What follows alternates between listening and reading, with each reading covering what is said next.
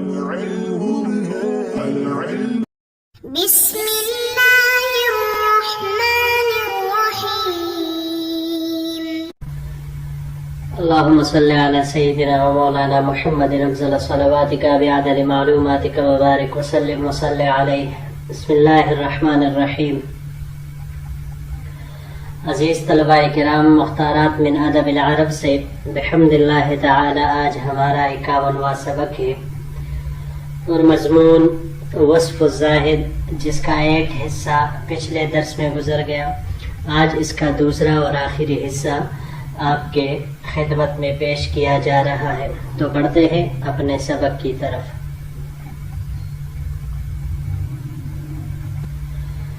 قبل میں حضرت ابن سماک رحمہ اللہ نے فرمایا کہ آپ مسافروں اور قیدیوں کے حد سے تجاوز کر گئے تھے. اب اس کی تفصیل کر رہے کہ کس طرح سے. فَأَمَّا الْمُسَافِرُونَ فَيَحْمِلُونَ مِنَ الطَّعَامِ وَالْحَلَاوَةِ مَا يَأْكُلُونَ، کہ مسافرین تو اپنے سفروں میں بھی کھانوں اور لذت آمیز اشیاء سے آراستہ ہوتے ہیں. فَأَمَّا أَنْتَ فَإِنَّمَا هِيَ خُبْزَتُكَ أَوْ خُبْزَتَانِ فِي شَهْرِكَ، اور ہرچہ آپ ہیں تو آپ کے پاس یا ایک روٹی یا 2 روٹیاں ہوتی تھی. ترمی بہا فی دن عندک، جس کو آپ مہینہ بھر کے لیے اپنے پاس رکھتے تھے اور ایک بڑے مٹکے میں ڈال دیتے تھے. فَإِذَا أَفْطَرْتَ أَخَذْتَ مِنْهُ حَاجَتَكَ فَجَعَلْتَهُ فِي مِطْهَرَتِكَ، چنانچہ جب آپ افطار کرتے تو اس میں سے اپنے حاجت کے بقدر لے لیتے اور اس کو اپنے ڈول میں ڈال لیتے. ثم صببت علیہ من الماء ما يكفيك ثم استبقت به ملحا فهذا ادامك وحلواك، اس کو اپنے ڈول میں ڈال کر اس میں اپنی ضرورت کے برابر یا ضرورت کے بقدر پانی ڈال لیتے تھے اور پھر تھوڑا سا نمک ڈال لیتے تھے. تو یہی آپ کا سالن ہوتا اور یہی آپ کا حلوہ. فمن سمع بمثلک صبرک او عزم عزمک، چنانچہ جس نے بھی آپ جیسوں کے بارے میں سنا اس نے آپ کے صبر جیسا صبر اختیار کیا اور اب آپ کے ارادوں جیسا اپنے ارادے، یعنی آپ کے ارادوں سے اپنے ارادے ملائے. وما اظنک الا قد لحقت بالماضین، اور میں آپ کے بارے میں میرا گمان یہی ہے کہ آپ گزشتہ لوگوں سے پیوستہ ہیں. وما اظنک الا، یہ اگلے سلائیڈ کے ساتھ پھر انشاءاللہ اس کو جوڑیں گے. جی یہاں پر یہ 2 لفظ ہے دن. دن اصل میں یہ اس کی جمع دنان آتی ہے. دنان یہ واحد ہے. یہاں پر دن کہا جاتا ہے ایک بڑے مٹکے کو. بڑا مٹکا جو مٹی کا ہوتا تھا وہ جس کے لیے زمین کو تھوڑا بہت کھودنا پڑتا ہے تاکہ اس میں وہ حفاظت کے ساتھ رہ سکے، کیونکہ پھر اس کے گرنے کا اور اٹھنے کا اندیشہ ہوتا تھا. اس صبغہ سے ہے. صبغہ یہ باب ضربہ سے صبغن بھی آ سکتا ہے اور صبغن بھی آ سکتا ہے. اسی طرح یہ باب نصورہ سے بھی آتا ہے، صبوغن بھی آتا ہے مصدر اس کا، اور صبغن بھی آتا ہے.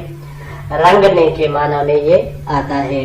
اور اگر باب نصورہ سے صبوغن مصدر ہو تو پھر یہ بر جانے کے معنی میں یہ آئے گا. یہاں پر یہ باب افتعال سے استعمال ہوا ہے. استباغن سالن بنانے کے معنی میں یہ آتا ہے. جی بڑھتے ہیں اگلے سلائیڈ کی طرف. وما اظنک الا، اس کو اس کے ساتھ جوڑیں گے اگلے سلائیڈ والے کے ساتھ. وما اظنک الا قد فضلت الآخرین، اور میں آپ کو دوسروں پر فضیلت والا سمجھتا ہوں. ولا احسبک الا قد اتعبت العابدین، آپ کے بارے میں میرا گمان یہی ہے کہ آپ نے عابدوں کو بھی تکا دیا ہے. وَأَمَّا الْمَسْجُونُ، اب مسافرین کا ذکر انہوں نے کر دیا، اب یہاں سے قیدیوں کے بارے میں فرما رہے. وَأَمَّا الْمَسْجُونُ فیکون مع الناس محبوسا فیأنس بہم، کہ ہر جگہ قیدی ہے تو وہ دوسرے لوگوں کے ساتھ محبوس ہوتے ہیں تو ان سے انسیت حاصل کرتے ہیں. وانت فسجنت نفسك في بيتك وحدك فلا محدث وجليس معك، اور ہر چیز آپ تھے تو آپ نے اپنے نفس کو اپنے گھر میں تنہا ہی قید کر رکھا تھا. وہاں پر آپ کے ساتھ نہ کوئی باتیں کرنے والا تھا اور نہ ساتھ میں کوئی بیٹھنے والا تھا. ولا ادری ای الامور اشد علیک، اور مجھے نہیں پتا کہ ان دو کاموں میں آپ کے اوپر سخت کون سا تھا، مشکل کون سا تھا. الخلوۃ فی بیتک تمر بک الشہور والسنون ام ترکک المطاعم والمشارب، آیا گھر میں وہ خلوت اور تنہائی جو آپ پر مہینوں اور سالوں سے گزر رہی ہے، یا آپ کے کھانے پینے کی چیزوں سے دستبرداری اختیار کرنا، یعنی ان دونوں چیزوں میں سے کون سا کام آپ کے اوپر زیادہ مشکل ہے اور جس نے آپ کو مشکل میں ڈالا ہے. لا ستر علی بابک ولا فراش تحتک، نہ آپ کے دروازے پر کوئی پردہ ہے اور نہ آپ کے نیچے کوئی بستر ہے. ولا قلت یبرد فیہا ماؤک، اور نہ آپ کے پاس کوئی کوزہ ہے جس میں آپ کا پانی ٹھنڈا ہو سکے. ولا قصعۃ یکون فیہا غداؤک وعشاؤک، اور نہ کوئی پیالہ جس میں آپ کے لیے دن رات کا کھانا ہو. مطہرتک قلت وقصعتک قلت وقصعتک طورک، آپ کا لوٹا یہ مطہرتک قلتک ہونا چاہیے، کیونکہ آپ اس کی طرف اس کی اجابت ہوتی ہے انہی کی طرف آئے گی، یعنی آپ کا لوٹا ہی آپ کا مٹکا ہے. وقصعتک طورک، اور آپ کا یہ پیالہ ہی آپ کا چھوٹا برتن ہے. وکل امرک یا داؤد عجب، اور اے داؤد آپ کا تو ہر کام ہی نرالا ہے. یہاں پر یہ دو لفظ ہے قلہ اور قصعہ. قلۃ یہ چھوٹے کوزے کو کہا جاتا ہے، اس کی جمع قلل بھی آ سکتی ہے اور قلال بھی آ سکتی ہے. جیسے عربی کا ایک شعر ہے لنقل الصخر من قلل الجبال احب الی من منن الرجال، یعنی پہاڑ کے اوپر سے بڑے بڑے پتھر لانا یہ کام میرے لیے آسان ہے بجائے اس کے کہ میں لوگوں کے احسان اپنے اوپر لے لوں. اپنے اوپر یہ بڑے بڑے پتھر اٹھا کر نیچے لانا پہاڑ سے میرے لیے آسان ہے بجائے کہ اس کے کسی کا احسان اپنے اوپر لادنا. تو قلل بھی آ سکتا ہے اور قلال یہ بھی آ سکتا ہے. باب ضربہ سے یہاں یہ استعمال ہوا ہے قلن قلن یا قلتن، تینوں طرح کے اس کے یہ آ سکتے ہیں. کم ہونے کے معنی میں یہ آتا ہے. قصعۃ پیالے کو کہا جاتا ہے. قصاع قصعات اس کی جمع آتی ہے. باب سمع سے قصعا اور باب کرما سے قصاعتن، یہ جوان ہونے میں تاخیر کرنے کے معنی میں آتا ہے. اور باب فتح سے قصعا پانی کے گھونٹ نکلنا اس معنی میں یہ آتا ہے.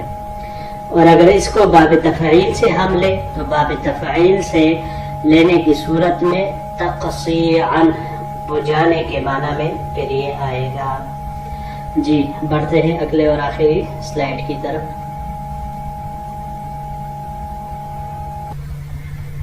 اما كنت تشتهي من الماء بارده، اے داؤد کیا آپ کا دل ٹھنڈے پانی کو نہ چاہتا تھا. ولا من الطعام طيبه، کیا آپ کو پاکیزہ اور اچھے کھانے کی خواہش نہیں تھی.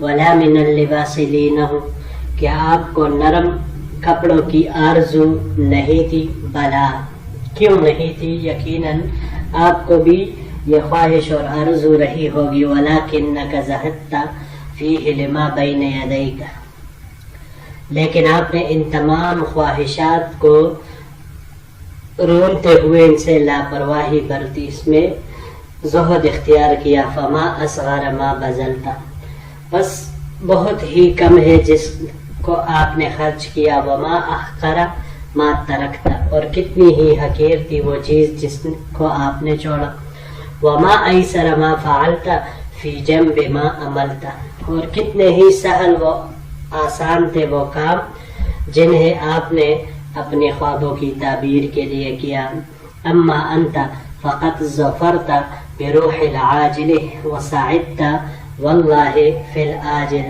اللہ کی قسم بہرحال آپ واقعی دنیا کی شادمانی میں بھی کامیاب ہوئے، اور اللہ کی قسم آخرت میں بھی سعادت اور نیک بختی سے سرفراز ہو گئے۔ عزلت الشہرۃ عنک فی حیاتک لکی لا یدخلک عجبہا، عزلت الشہرۃ عنک فی حیاتک، آپ نے دنیاوی زندگی یعنی زندگی میں ہی شہرت کو خود سے دور رکھا، لکی لا یدخلک عجبہا، تاکہ کہیں اس کا عجب آپ میں داخل نہ ہو، ولا یلحقک فتنتہا، اور اس کے فتنے آپ کے ساتھ لاحق نہ ہو جائے، فلما مت شہرک ربک بموتک وَأَلْبَسَكَ رِدَاءَ عَمَلِكَ، اب جب کہ آپ کی موت ہو چکی ہے تو اللہ نے آپ کی موت کی وجہ سے آپ کو شہرت بخشی ہے، اور آپ کے عمل سے آراستہ و پیراستہ کر دیا ہے، اور آپ کو عمل کے پیراہن سے آراستہ و پیراستہ کر دیا ہے۔ فَلَوْ رَأَيْتَ الْيَوْمَ كَثْرَةُ طَبَعِكَ عرفت ان ربک قد اکرمک، اگر آج آپ اپنے پیروکاروں کی کثرت کو دیکھتے تو سمجھ لیتے کہ آپ کے رب نے آپ کا اکرام کیا ہے۔ جی یہاں پر یہ ایک ہی لفظ ہے عملتا، عملتا یہ یہاں پر باب نصر سے استعمال ہوا ہے، عملہ باب نصر سے مصدر اس کا عملاً آتا ہے، عملاً امید کرنے کے معنی میں یہ آتا ہے، اور یہی معنی یہ جب باب تفعیل سے استعمال ہو تو تعمیلاً اس سے بھی یہی معنی اس کا آتا ہے۔ اس کے علاوہ باب تفاعل سے تأملاً، تأمل یتأمل تأملاً غور کرنے کے معنی میں یہ آتا ہے۔ تو معزز طلباء کرام، یہی تک ہمارا آج کا سبق تھا، انشاءاللہ العزیز اگر زندگی رہی تو پھر اگلے درس کے ساتھ آپ کی خدمت میں حاضر ہوں گے، جو کہ بین السیدۃ زبیدۃ والمامون اس عنوان پر مشتمل ہے، اس کے بارے میں انشاءاللہ العزیز پھر اگلے درس میں پڑھیں گے۔ السلام علیکم ورحمۃ اللہ وبرکاتہ۔